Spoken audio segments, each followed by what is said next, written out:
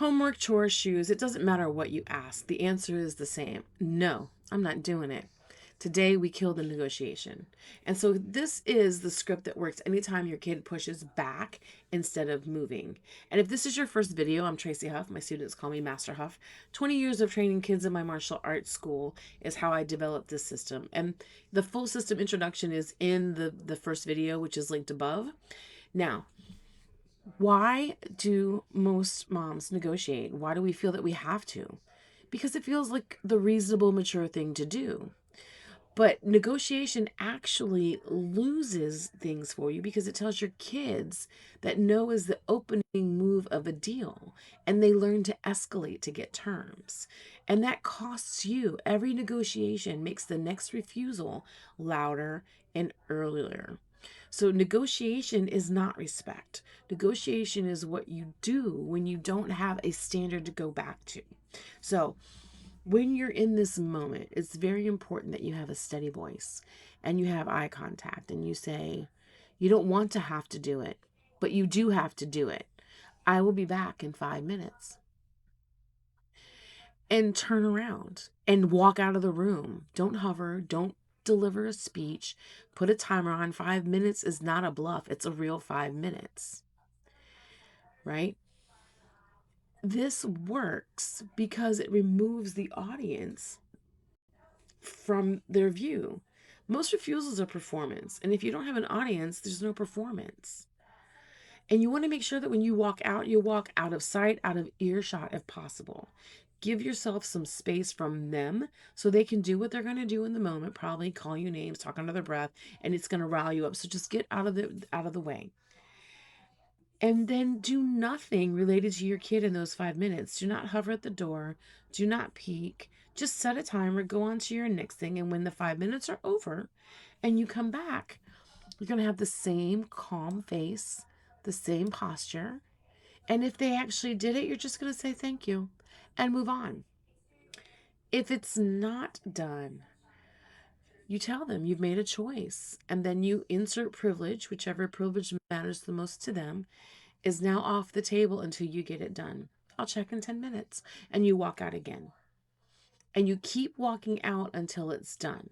Not until they apologize, not until they cry, until the thing that you asked for is done. Now, I would next level this depending on the child. I had to do this a lot with my older son, not with my younger son. But every time I went back and it wasn't done, I added what had to be complete for him to be finished.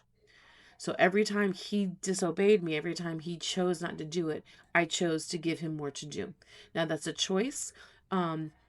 It showed my older son, he learned quickly to do the first thing I asked him, the first time I asked him, because he didn't want me to pile on all the things.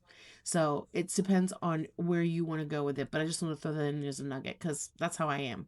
And I still do that today, even with the martial arts students. So now, the privilege part, the follow through, it stays off until the task is complete, not until bedtime, not until you say sorry, until the actual thing is done.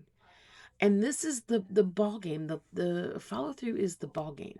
Your kid is testing whether the timeline you set is real. So make it real. Now, common mistakes is matching their energy. They escalate, you escalate. Now you're both kids. And the walkout is what breaks the symmetry, right? Threatening privileges you won't actually remove. So no screens for a month. You fold by day 3, right? Because screens are tools and you use them in your household. Just be intentional about how you use them. And if you know that, if screens are a thing in your house, don't set yourself up for failure. Threaten the privilege that you're actually going to hold for the actual duration.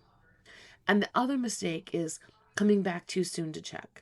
5 minutes is 5 minutes. If you come back at 3, you have taught them that your timeline is negotiable too. We don't want to do that. Set a timer, go do something else, and then come back when the timer goes off. Now, some variations on this. For the toddlers, the same script, you're just going to be very simple. You don't have to like it. You do have to do it. I'm going to be back. The physical walkout, even if they follow you screaming, do not engage because they will follow you and they'll be the ones hanging on to you. It can get what it gets. They'll grab your leg, grab your clothes, they'll do what they do. Your job is to remain calm and to do everything that you have to do to remain calm. and to not engage them until the timer is up. And that's a challenge. I know it's a challenge. It gets easier the more you hold it. For the teens, same script, no editorializing on the attitude, just basically saying don't talk or comment about their body language. You focus on your body language. The attitude is a separate issue for a different video. Just hold the task. So whatever they're doing, act as if you don't see it. Okay? And the standard that you're really implementing here is that my no doesn't change her yes. They understand that just because I said no doesn't mean that I don't have to do it. And you are holding that identity as I'm the kind of mom whose yes is not for sale, right? You're not going to let them negotiate it. You are going to hold the line that's important to you, that is a value for you. So you got one or two ways you can go. You can go to leadwithoutYelling.com, download the PDF. It's got all three scripts, all of them in there for you. Or you can go to leadwithoutYelling.com, start the free trial, get all the things, try it for 7 days, get some things, implement some things over the next week, and see how your house changes. But either way, do something different to get some different results. And next up on video 3, we're going to do the drop and get level script. And this is a script that breaks the yelling loop itself and the most important of the 3, so do not skip it.